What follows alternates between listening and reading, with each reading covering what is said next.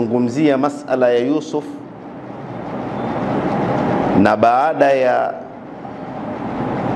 msengenyo kutoka kwa wanawake wa mji wa Misri wakimlaumu Zulaikha, vipi amemtaka kijana wake mfanyakazi wake, tukaona kwamba mama yule arsalat ilayhinna, akawatumia mwaliko, akawaita, wakakusanyika, akawapatia visu, alafu akamwambia Yusuf, ukhruj alayhinna, embo Yusuf toka wakuone. Alipotoka Yusuf na kina mama wakaanza kumuona Yusuf, jamalu Yusuf salaba uqulahunna, ule uzuri wa Yusuf ukaondoa akili kwa kina mama, wakavutwa na uzuri wa Yusuf, wakamalizika kwenye uzuri wa Yusuf, wakayayuka kwenye uzuri wa Yusuf kwa namna ambayo walijisahau na wakazisahau nafsi zao, na walisahau hata kwamba mikononi mwao kuna visu na vinawakata. Kwa sababu gani? Walimalizika kwenye uzuri wa Yusuf na wakayeyuka kwenye uzuri wa Yusuf. Kwa hivyo al-ashiq, mpenda, anapotaallaq, anapopenda mahala, ana uwezo wa kuyafumbia macho mapungufu yaliyopo kwa yule anayempenda, na ikawa haoni isipokuwa mazuri, haoni isipokuwa makamilifu. Na kwa hakika ulimwengu huu wa upendo na kupenda ni mpana, ambapo wale waliopata mitihani ya kupenda wanafahamu hili, na huambiwa mara nyingine, mbona yule unaenda kumuoa ni shamtau, mbona unakwenda kumuoa ni bibi kizee ana mvi, mbona uso umejikunja kunja, lakini atasema bana yule ni karimu sana, yule ana utu sana, yule ana heshima sana.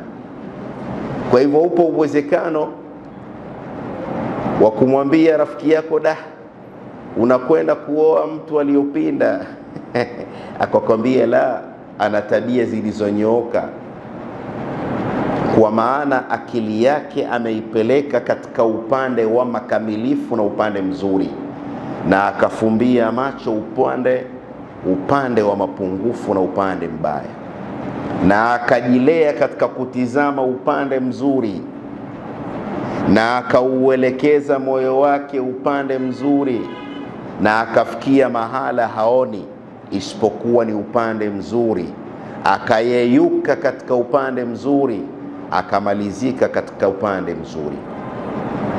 Alhubbu yu'mi, upendo huu hupelekea kumfanya mwenye nao kuwa ni kipofu kwa kuto kuona mapungufu na mabaya kwa yule anayempenda, ikawa yeye anaona tu yale mazuri na makamilifu aliyokuwa nayo yule anayempenda. Taban hili ni kwa wanadamu na viumbe wa kawaida ambao dhawatuhum, hakika zao hazijakamilika, zina mapungufu mengi. Lakini tukimzungumzia Mwenyezi Mungu Subhanahu wa Ta'ala, alhaqiqatul mutlaqa, tukasema kwake hakuna mapungufu na ametakasika na upungufu. Kwa hivyo mpenda ana uwezo wa kucontrol sura na picha zinazoingia katika kichwa chake, na akawa haruhusu isipokuwa picha nzuri ndizo zikatawala bongo lake, na akawa hana habari na alwaridat, yale mabaya na picha mbaya zinazokuja katika bongo lake, akafikia mahala haoni isipokuwa ni uzuri na ukamilifu kwa yule anayempenda. Upendo katika kumfikia Mwenyezi Mungu Subhanahu wa Ta'ala. Je, kuna umuhimu wa kumuona unayempenda? Je, unahitajia kumuona unayempenda? Je, ni vizuri kumuona unayempenda? Taban, kwa jibu la kawaida la mwanadamu, la kila mwenye akili atakwambia naam, taban, napenda kumuona ninayempenda, napenda kumuona alivyo. Na hata ikitokea ameshazungumza naye na akaipata na kuidiriki sauti yake kuwa ni ya tofauti sana, hatosheki na kusikia sauti yake iliyokuwa nzuri, atakwambia bana, nahitajia kumuona. Sasa maulama wakazungumzia masala mazima ya ru'yatul ma'shuq, kumuona unayempenda, kwamba al-ashiq, anayependa, huwa moto wa upendo wake hauzimiki ila kwa kumuona anayempenda. Sasa hili tutalizungumza baada ya mukaddima fulani hivi, alafu tutarudi kuielezea. Kuna ar-ru'yatul basariya, kuona kwa macho, na hili kwa hakika linafungamana na ogani tano za fahamu, hasatan ogani ya macho, alhasa albasira, kwamba kuona mara nyingi kwa watu wa kawaida huwa wanakusudia kuona kwa macho, kukitizama kilichopo mbele yako, kumtizama na kumuona unayempenda kwa macho yako. Lakini nikiuliza swali hapo hapo, tupo katika mwezi mtukufu wa Ramadhani na kuna Lailatul Qadr khairun min alf shahr, usiku wa cheo, usiku wa heshima. Kuudiriki usiku huo ni bora kuliko miezi 1000 takriban, miaka karibia 80, na usiku mmoja utakapoudiriki. Na sote tunaulizana, na imekuwa ni kitu cha kawaida, shekhe, umeshauona usiku wa Lailatul Qadr? Shekhe, umeshauona usiku wa Lailatul Qadr? Na ilitangaa hapo zamani kwamba Lailatul Qadr inaonekana, na tumeshasimuliwa na wazee wetu kwamba ilishapata kutokea kwa baadhi ya watu zamani kuona nyota inayong'ara muda fulani hivi, kwamba kila unapokwenda inakufata.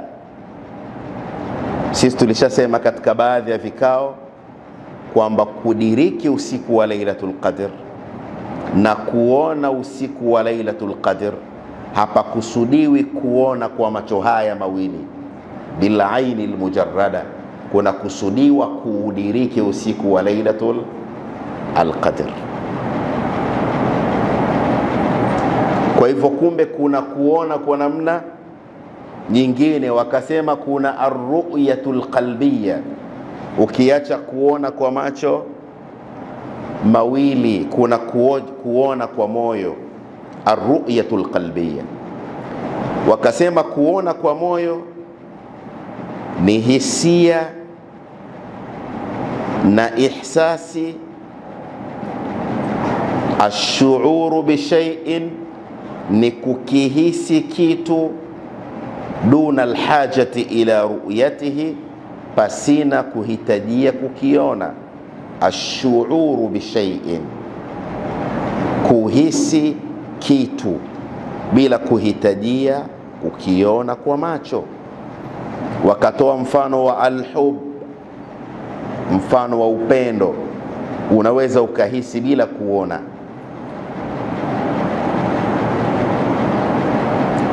Na yakawa malipo makubwa siku ya Kiyama, wa ridwanullahi akbar, kuridhiwa na Mungu ndiyo thawabu iliyokuwa kubwa zaidi kuliko nyingine.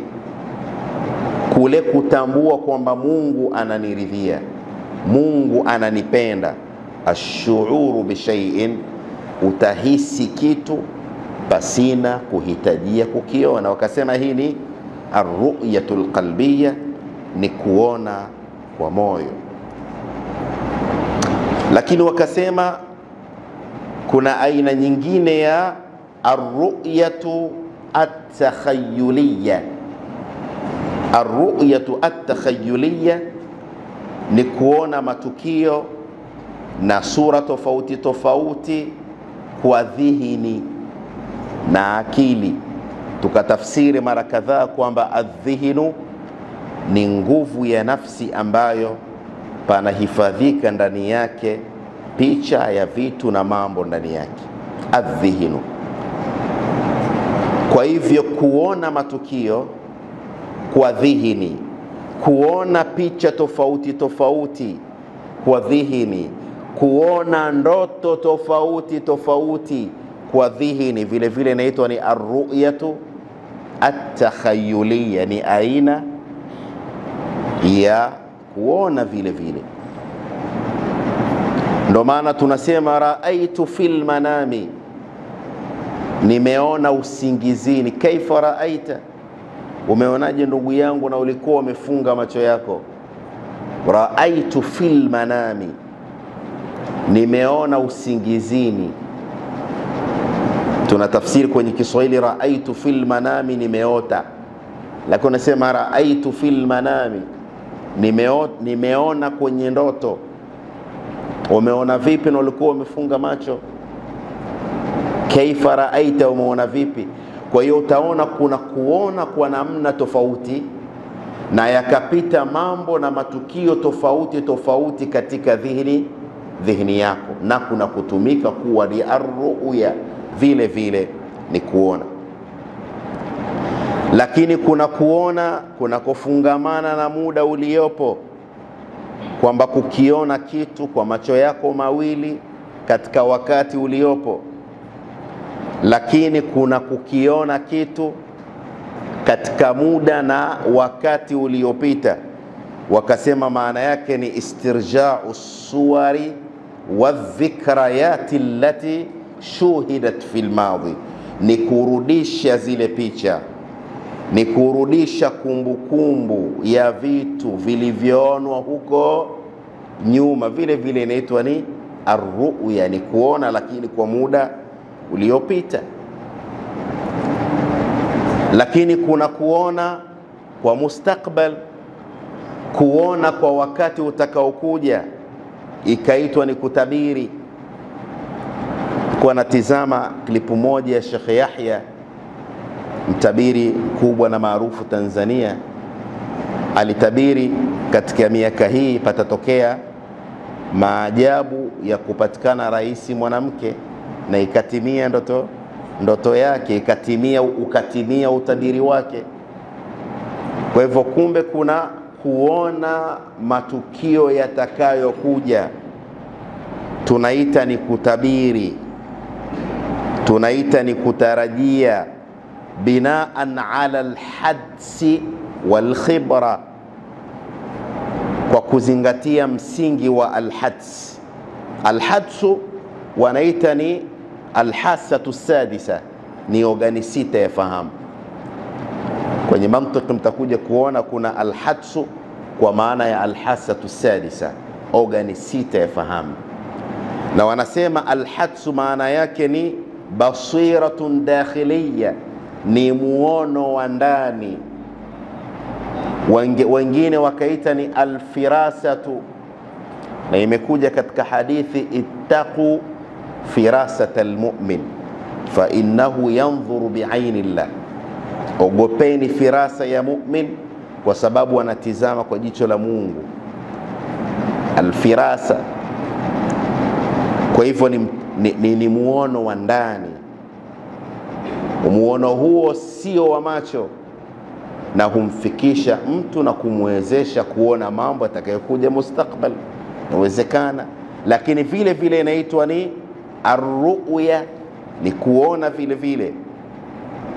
Kwa hivyo kuna arru'yatul almustaqbaliya, kuona kuna kufungamana na mambo yatakayokuja, ambayo tunaita ni kutabiri au kutanabaa, au kipawa alichopewa mtu na Mwenyezi Mungu Subhanahu wa Ta'ala, kinachomfanya aone vitu vitakavyokuja huko mbeleni. Tumeshaona haya matukio kwa Mtume Muhammad sallallahu alayhi wa alihi wasallam.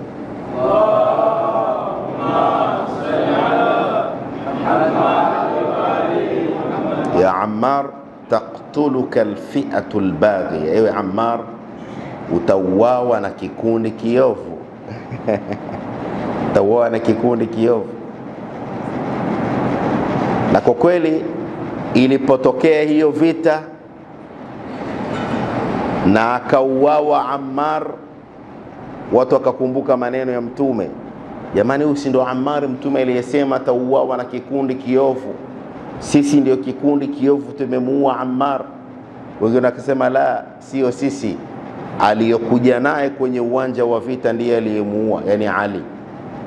Yani alichukua panga akamkata kichwa Ammar, sio aliyemuua. Aliyemuua ni yule aliyomtoa huku alipomtoa, akaja naye katika uwanja wa vita, ndio aliyemuua, na kusudia Ali.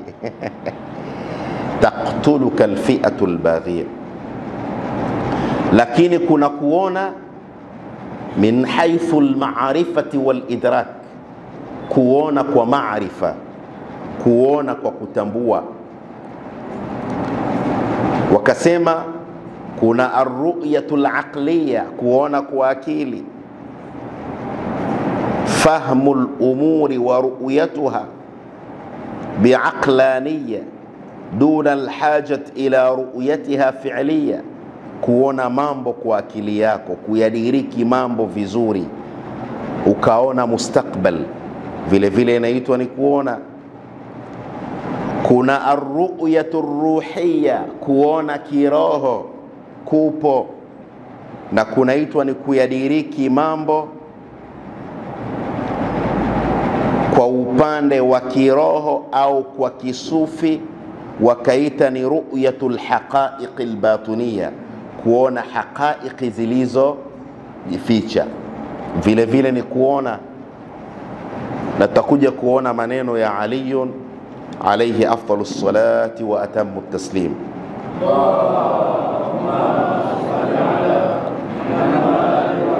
Alipoulizwa na zindiqun, ya Ali, hal ra'aita rabbak, hivi wakati unamwabudu huyo Mungu wako umeshawahi kumuona? Ali akasema, lam akun li'abuda rabban lam ara, sikuwa ni mwenye kumwabudu Mola ambaye sijamuona. Kaifa ra'aitahu, umemuonaje? Akajibu jibu refu linahitajia tafsili, tutakuja kulitaaraf muda unaokuja. Almuhim, wujubu ru'yati almashuq. Je, kuna ulazima wa kumuona unayempenda? Je, kumuona unayempenda ni lazima kumuona kwa macho mawili haya tuliyokuwa nayo, au unaweza ukamuona almashuq unayempenda kwa moyo wako na roho yako bila kutizama au kutumia macho yako mawili? Je, inawezekana? Ni bahthun refu ambayo tutakuja kuanza nayo insha Allahu taala katika kipindi kijacho biidhnillahi taala, ala biqaidi alhayat.